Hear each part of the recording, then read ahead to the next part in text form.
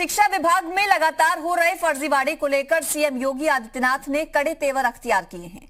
उन्होंने मामले को लेकर व्यापक जांच के आदेश दिए, जिसके तहत आज से हर मंडल में बेसिक शिक्षा विभाग में समीक्षा होगी। मंडलों में होने वाली समीक्षा के बाद फर्जीवाड़े के कई और मामले आ सकते हैं सामने। जांच के बाद सामने आया कि विभाग में धांधली का आलम यह है कि नौकरी में आने के बाद 3,342 शिक्षकों ने अपना पैन नंबर बदल लिया।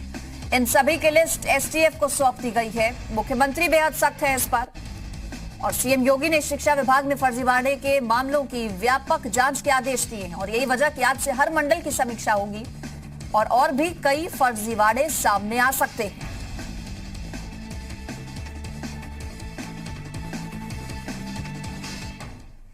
और इस पर हमारे साथ मयंक राय जुड़ गए हैं, हमारे संवाददाता। मयंक, मुख्यमंत्री बेहद सख्त नजर आ रहे हैं शिक्षा विभाग में, जिस तरह से बड़ा फर्जीवाड़ा सामने आया।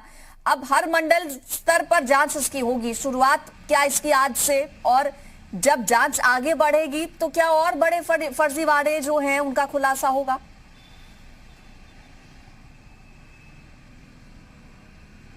बिल्कुल अंजलि, देखिए विपक्ष इस मामले को लेकर लगातार सवाल खड़े कर रहा था और इस बीच सरकार की तरफ से जवाब भी आया था कि आप लोग धैर्य रखें, ये योगी सरकार है और योगी सरकार में किसी भी फर्जीवाड़े, किसी भी स्कैम पे कार्रवाई जरूर होती है। और निश्चित तौर पे अब तक जितने भी मामले सामने आए उसमें हमने कई लोगों को जेल जाते हुए देखा और जिस तरह से ये मामला सामने आया है शिक्षा भर्ती घोटाला जो हुआ है, ये एक सरकार के लिए चुनौती है और इसी चुनौती को देखते हुए लगातार जो है जांच को आगे बढ़ाया जा रहा है।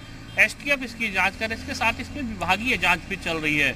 एक बैठक हुई है जिसमें प्रदेश के अपर मुख्य सचिव गृह अवनीश अवस्थी और बेसिक शिक्षा के जो तमाम अधिकारी हैं, शिक्षा विभाग जुड़े सचिव, ये सारे लोग उस बैठक में मौजूद थे और बैठक के बाद यह निर्णय लिया गया है कि मंडलवार समीक्षा कराई जाएगी और इसकी शुरुआत मेरठ मंडल से हो रही है। मेरठ मंडल से आज इसकी शुरुआत की जाएगी, जहाँ पे जो फर्जीवाड़े आए हैं, जो भर्तियाँ हुई हैं, उनके जो दस्तावेज है वो खंगाले जाएंगे और कुल मिलाकर जो कोशिश है अंजलि वो यही है कि जो मेन सूत्रधार है पूरे इस फर्जीवाड़े का उस तक पहुंचा जा सके। जो लोग जिन्होंने नियुक्तियां पाई हैं, जो अपनी जॉब कर रहे हैं, आपने देखा कि उसमें कैसे 3,500 के करीब जो शिक्षक और जो कर्मचारी हैं जो शिक्षा विभाग में भर्ती हुए हैं, उन्होंने किस तरह से अपना पैन नंबर बदला है, पैन कार्ड अपना बदला है। तो कहीं ना कहीं ये बताता है कि जो फर्जीवाड़ा है, जो लोग इसमें फंसते हुए नजर आ रहे हैं, वो अपने आप को बचाने के लिए तमाम तरह के जो प्रयास हैं वो कर रहे हैं। लेकिन इन्हीं प्रयासों पे पानी फेरने के लिए एसटीएफ और शिक्षा विभाग की जो संयुक्त जांच चल रही है, जो डीएम की अध्यक्षता में हर जिले में कराई जाएगी और वहाँ के जो शिक्षा अधिकारी हैं उनके अध्यक्षता में जांच कराई जाएगी। तो देखना ये होगा अंजलि कि इसमें कौन कौन से और सारे तथ्य सामने आते हैं। लेकिन जिस तरह की बेचैनी खास तौर पे वो लोग जो नौकरी कर रहे हैं उनके अंदर देखने को मिल रही है, ये कहा जा सकता है अंजलि कि आने वाले समय में हमें अभी इसमें काफी कुछ देखने को मिलेगा। जी बिल्कुल, मंडलवार समीक्षा तो आज से शुरू हो रही है, लेकिन जो लोग इसमें शामिल रहे, जिनकी ओर से ये बड़ा फर्जीवाड़ा अलग अलग किया गया शिक्षा विभाग में, उन पर शिकंजा कसना कब से शुरू होगा मयंक?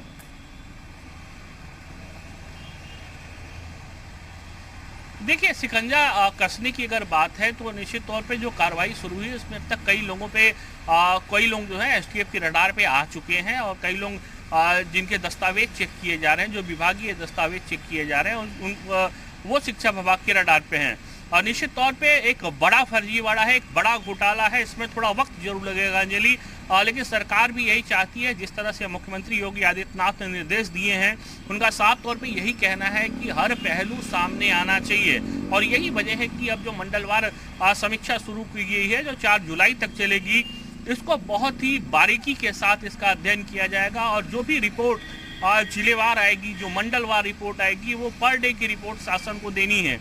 यानी 4 तारीख को जब इस समीक्षा कंप्लीट होगी उसके बाद ये कहा जा सकता है कि इसमें बहुत सारे ऐसे तथ्य सामने आएंगे जिसकी कल्पना शायद किसी को ना हो कि हाँ ये भी तथ्य इसमें हो सकते हैं, ये भी लोग इसमें इन्वॉल्व हो सकते हैं। और कोशिश पूरी यही है कि जो दूध का दूध है और पानी का पानी है वो साफ हो जाए और दूसरा जो बड़े चेहरे पर्दे के पीछे अभी भी छिपे बैठे हैं उनको बेनकाब किया जा सके।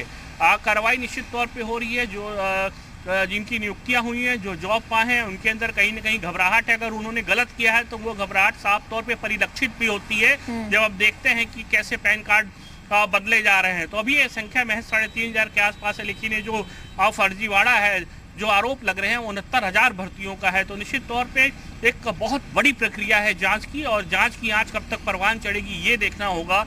लेकिन निश्चित तौर पे जिस तरह से कार्रवाई हो रही है और फिलहाल जिस तरह से लगातार मॉनिटरिंग की जा रही है, समीक्षा की जा रही है, कहा जा सकता है कि सरकार इस मामले को लेकर बेहद गंभीर है और किसी भी हाल में जो इसमें संलिप्त लोग हैं उनको छोड़ने के मूड में नहीं है। अंजलि, बिल्कुल, और जांच तो चल रही है, लेकिन अब क्या कड़ा एक्शन नहीं होना चाहिए ऐसे लोगों के खिलाफ? चूंकि शिक्षा विभाग है, ये छात्रों के भविष्य से जुड़ा हुआ, भर्ती से लेकर वेतन तक में बड़ा फर्जीवाड़ा हुआ है।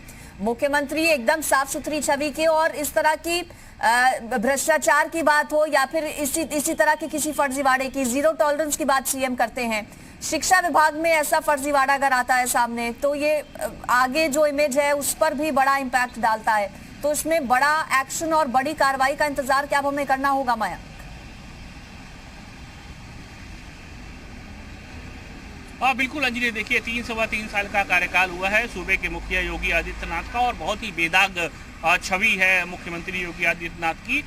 खुद भी वो जिस तरह से सख्ती बरतते हैं और लगातार विभागों की समीक्षा करते रहते हैं। इस बीच में शिक्षा विभाग में जिस तरह का यह घोटाला आया है सामने, ये कहा जा सकता है कहीं न कहीं जो लोग जिनको शायद खौफ इस बात का नहीं था कि ये जो फर्जीवाड़ा बड़े पैमाने पर किया जा रहा है और इसकी जांच जरूर होगी, अगर थोड़ा सा भी खौफ रहा होता तो शायद इतना बड़ा जो ये घोटाला है वो सामने नहीं आया होता है। कहीं ना कहीं सरकार की छवि को भी इसमें नुकसान पहुंचा है। आप देखिए लगातार विपक्षी दलों के जो नेता हैं उनके बयान आते रहते हैं, तो सरकार को घेरने की कोशिश जरूर है। लेकिन इस बीच सीएम योगी आदित्यनाथ ने साफ तौर पे ये कहा है कि किसी भी हाल में जो आरोपी हैं वो बख्शे नहीं जाएंगे।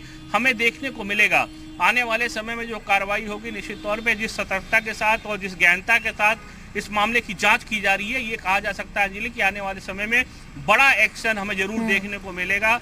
और इसी एक्शन का इंतजार वो तमाम लोग भी कर रहे हैं जो इस परीक्षा में शामिल हुए और वो काबिलियत रखते थे, लेकिन इस फर्जीवाड़े की भेंट चढ़ गई उनकी काबिलियत, वो लोग नौकरी नहीं पा सके और ऐसे लोगों को नौकरी मिल गई जो इसके काबिल नहीं थे। तो निश्चित तौर पे उनको भी न्याय चाहिए, वो भी राह देख रहे हैं कि कैसे इस फर्जीवाड़े पे से पर्दा उठता है। अंजलि, ठीक है, शुक्रिया आपका माया।